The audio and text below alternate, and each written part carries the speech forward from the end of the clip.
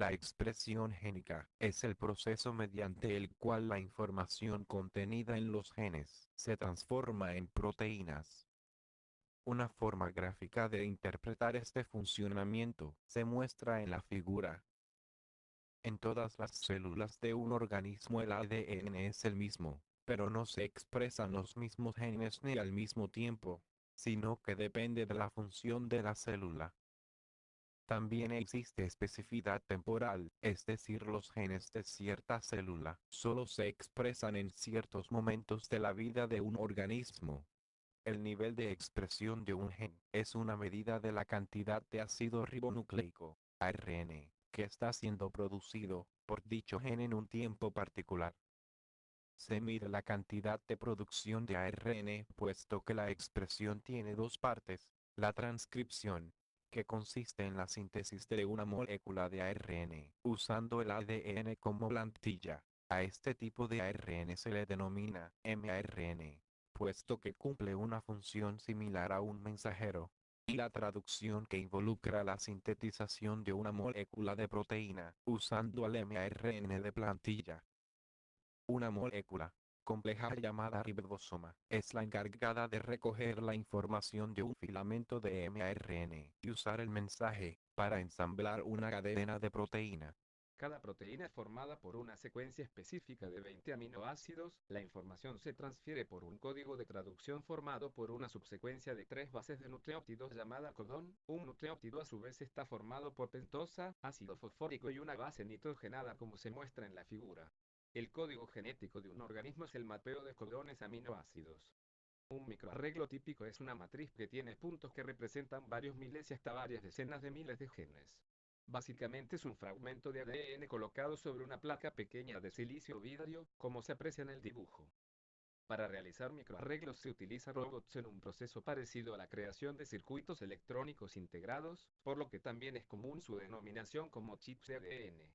Una vez colocadas las ondas en la placa base, se procede a realizar la hibridación, que consiste en combinar dos cadenas de ácidos nucleicos en una única molécula de doble cadena. Esto hace que al irradiar con la longitud de onda adecuada la absorción de energía sea menor que si se tratara de una cadena sencilla. Además, debido a que las bases nitrogenadas se unen en pares con sus complementos, adenina-timina, citosina-guanina y adenino-uracilo, si las cadenas no son complementarias se dificultará su unión y tomará más tiempo. Después de la hibridación de microarreglos, se escanea y se convierte en datos numéricos usando técnicas de procesamiento digital de imágenes, puesto que al realizar la hibridación la muestra objetivo es etiquetada con fluorescencia, y lo que se mide es la intensidad de esta. El escaneo se debe realizar en distintos tiempos, pues se quiere observar cómo reaccionan los genes a un estímulo, y esta respuesta puede ser distinta con el pasar del tiempo. Por último, los datos deben ser normalizados. Para la clasificación eficiente de las muestras, se tienen que encontrar los genes más informativos. Esto es un paso anterior a la introducción de los datos en el sistema clasificador. Una correcta selección de características logra que la red neuronal o técnica de Machine Learning posterior obtenga mayor precisión. Para el uso general, existen diversos métodos para seleccionar características, mas para el uso con microarreglos de ADN se han utilizado en los estudios revisados, los aquí mostrados. Redes bayesianas. Distancia euclidiana.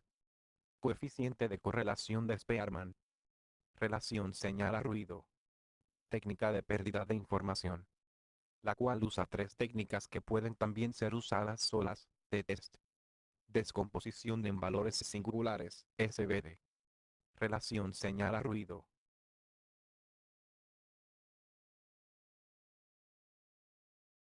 Existen diversas técnicas de clasificación automatizada. Dentro de esta investigación se han detectado las siguientes para el uso en microarreglos de ADN.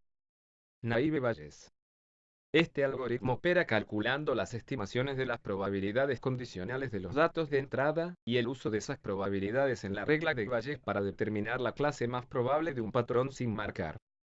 Árboles de decisión. Existen dos algoritmos ampliamente usados para generar árboles de decisión. Estos son el ID3 o su sucesor, el C4, 5.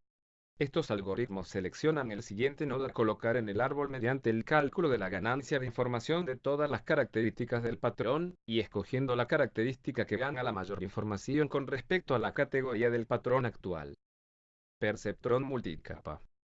Una de las redes neuronales más utilizadas por su potente y estable algoritmo de aprendizaje. Principalmente su funcionamiento se basa en actualizar los pesos de las conexiones entre neuronas según el error de la salida. K-vecinos cercanos.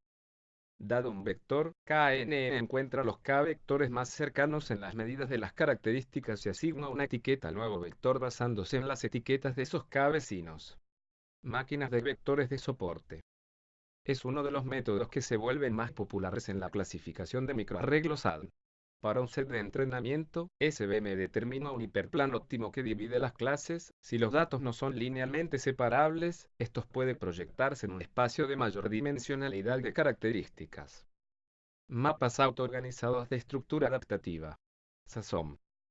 Este método define un mapeo desde el espacio de entrada en una capa de salida mediante aprendizaje no supervisado.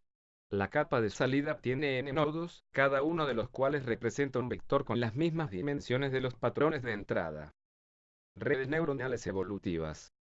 Las redes neuronales evolutivas combinan las ventajas de la búsqueda global de los algoritmos evolucionarios y la búsqueda local de los algoritmos de aprendizaje para un mínimo de un problema de optimización. Se sigue el siguiente algoritmo.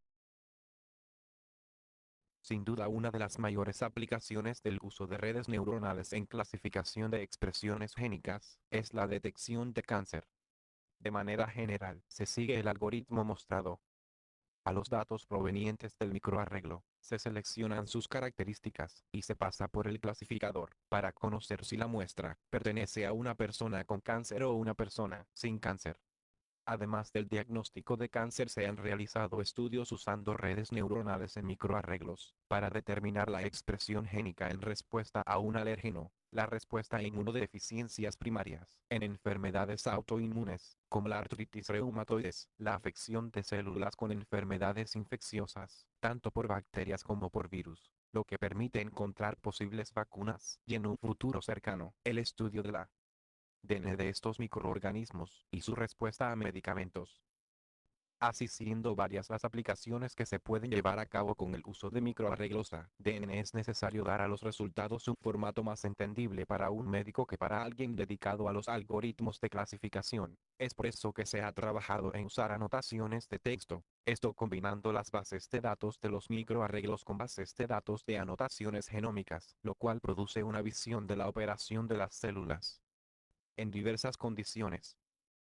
Para lograr esto último, igualmente se utilizan técnicas de Machine Learning para crear reglas de emparejamiento entre los resultados de la clasificación de los microarreglos y palabras en inglés.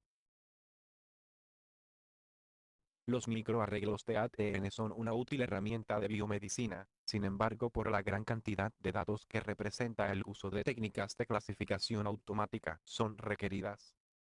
Aquí se han presentado las principales utilizadas en varios estudios, los cuales se enfocan principalmente en el diagnóstico de cáncer. Sin embargo, existen muchas más aplicaciones que se pueden aprovechar del uso de redes neuronales en microarreglos de ADN. En la tabla se aprecia la precisión de distintas técnicas aplicadas a diversos tipos de cáncer. Se nota que en ningún caso se llega al 100%.